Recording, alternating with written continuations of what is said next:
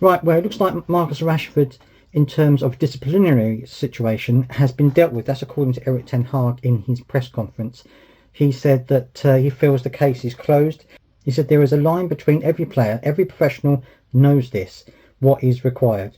He went on to say, it's nothing to do with me, but in football, you need discipline, and that is on and off the pitch, he said. So I can understand what he's saying, and Marcus Rashford has had problems in the past with discipline.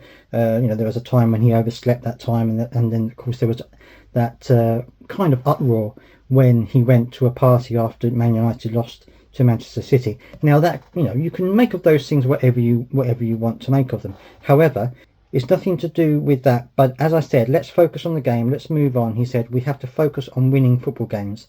That's when one of the journalist talked about the disrespect, and that he claimed that Marcus Rashford has showed him disrespect. Erik ten Hag said it's nothing to do with that. So I would imagine that he has apologised to Erik ten Hag, because, as we know, if they don't apologise to him, then it kind of makes things a little bit worse for them.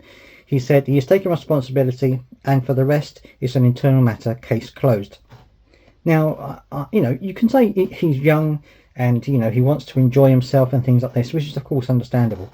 But at the same time, he does have responsibility to the club. At the end of the day, Manchester United are not, in the best of form. I mean, they're doing okay, but they're not in the best of form. They need all their players to play and be ready to play.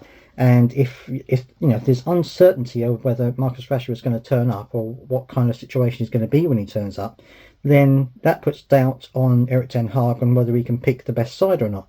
So he does have responsibility on and off the pitch. He has a responsibility to look after himself off the pitch as much as he can, so that he's fit and well on the pitch.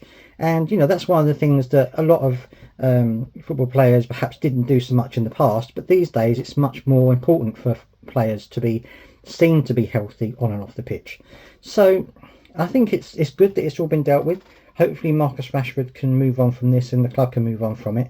But I'd love to hear your thoughts, Man United fans. What do you think about this? Apparently he was fined £650,000, which is like 2 weeks' wages, I think, for him. So it's a pretty hefty chunk of money.